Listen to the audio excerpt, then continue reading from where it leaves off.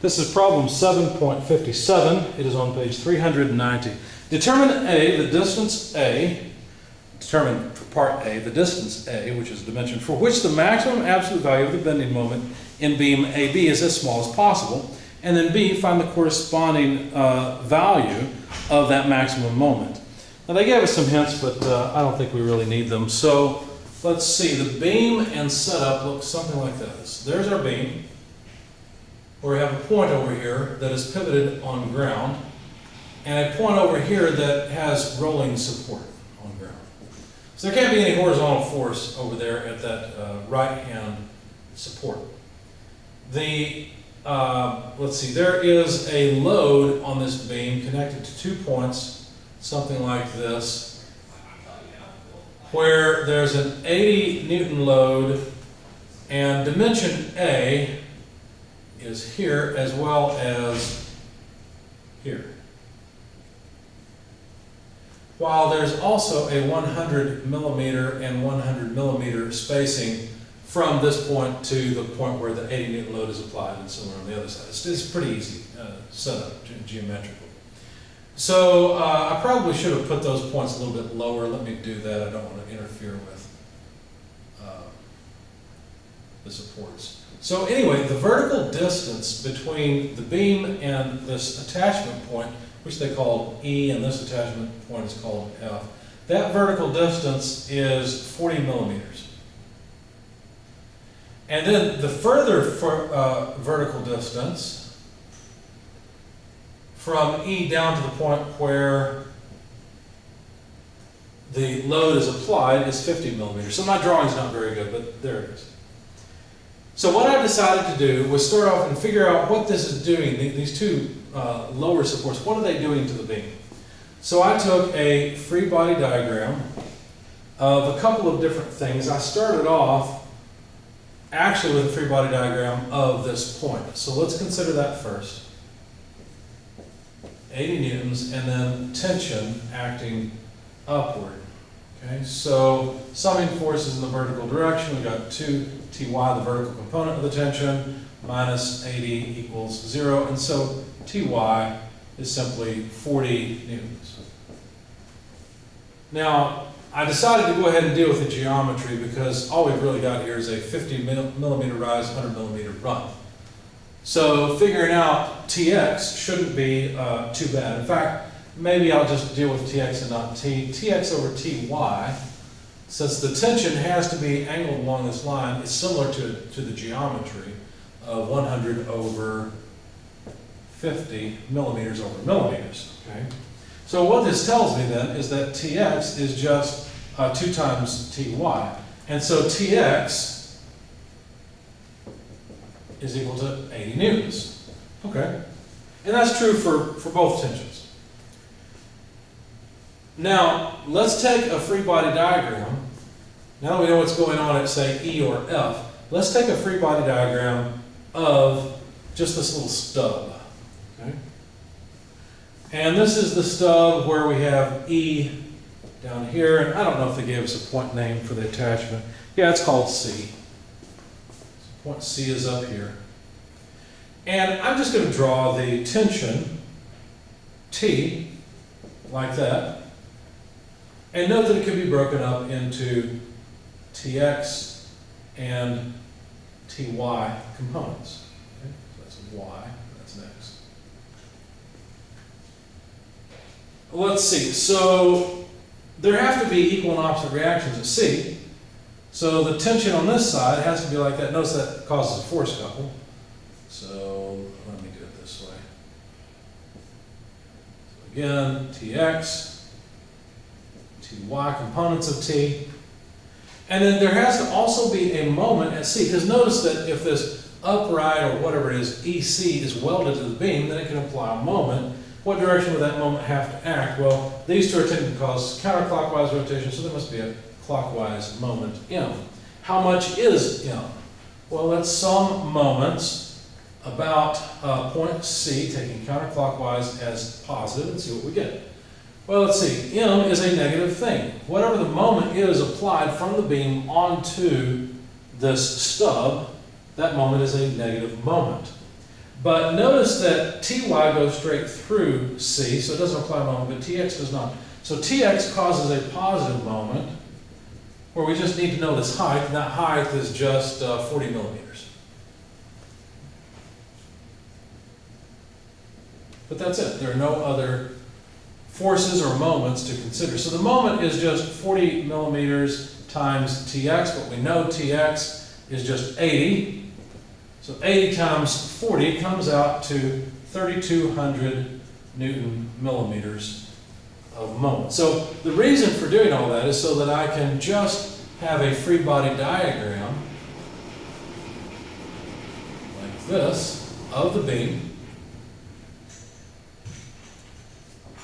where I apply Ty and Tx from this body onto the beam. Now notice that if the beam pulls to the left on that little stub, then the stub is pulling to the right on the beam. Similarly, if the beam pulls up on this stub, then the stub pulls down on the beam.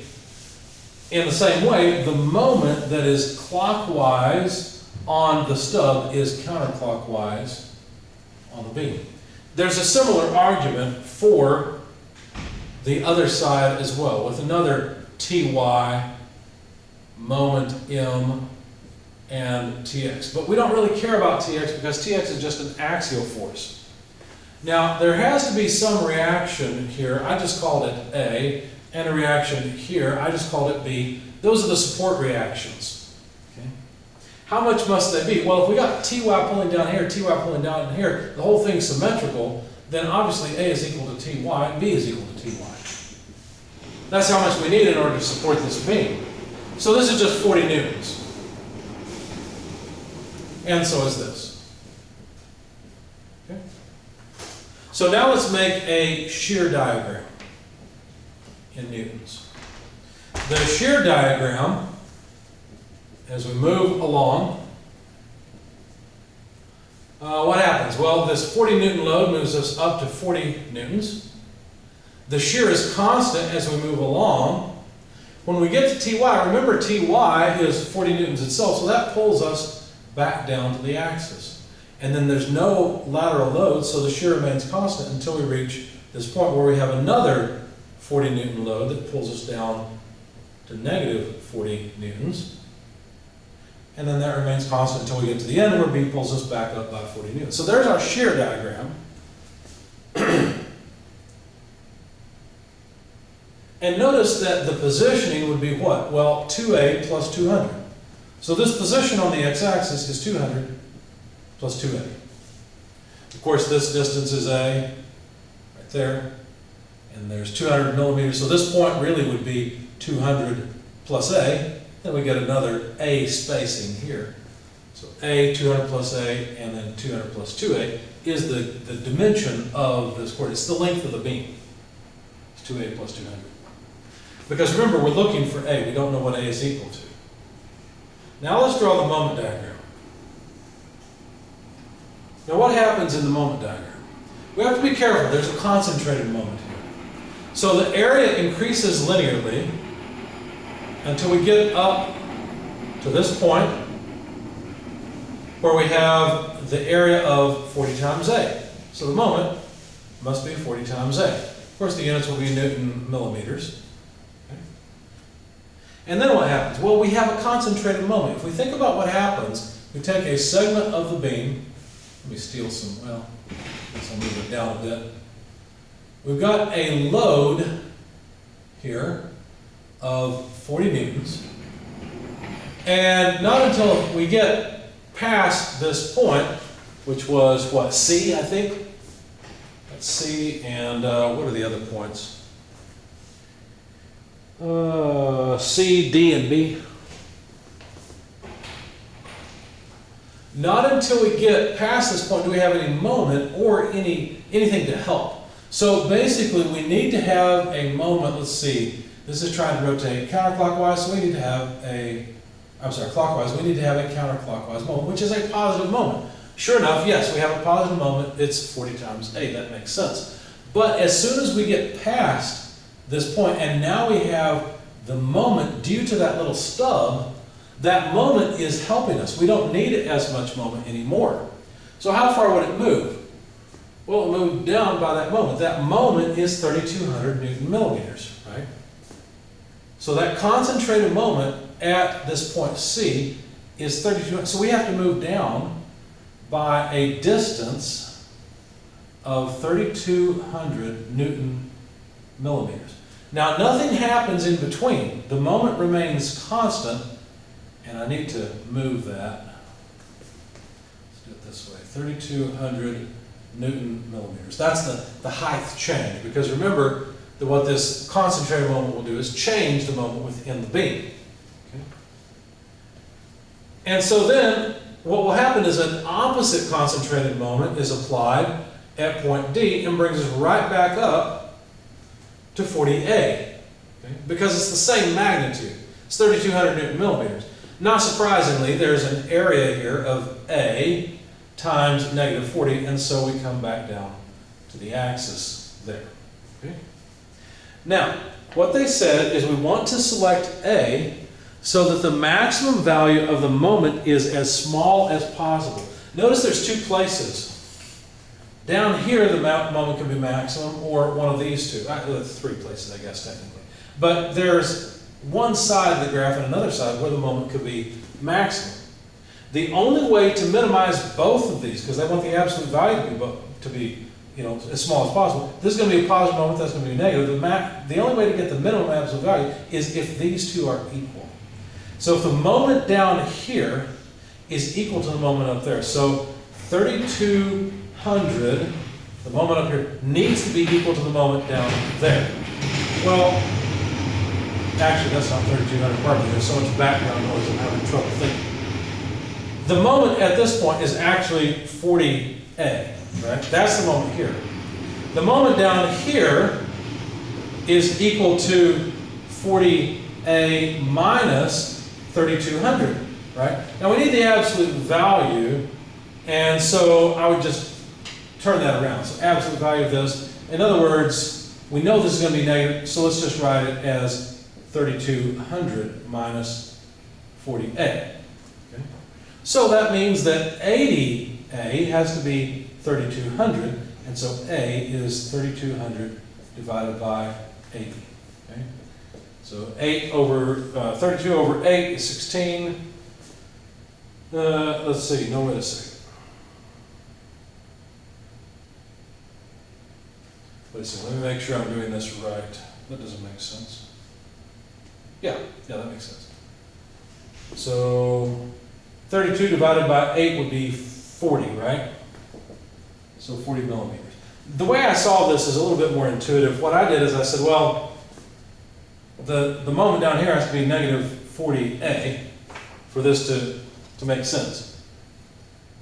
And so I realized that since the spacing is 3,200, then the moment at either point just has to be half of this. So the way I did it is I said 40A has to be equal to 3,200 over 2. You get the same result, but that's a bit more intuitive just looking at the diagram. And from that, you get the same number for A. It's just 40 millimeters. So if A is 40 millimeters, well, then we'll get the same moment on either side, and that'll minimize it. If A is longer, then what will happen is this point will move up farther, and we'll have a larger moment on the top side and a lower moment on the bottom side, at least in terms of absolute magnitude. If A is shorter than 40, then we get a maximum moment in this section on the bottom of the graph and less rise for the moment on the top side of the graph. So there's the optimum value of A, 40 millimeters.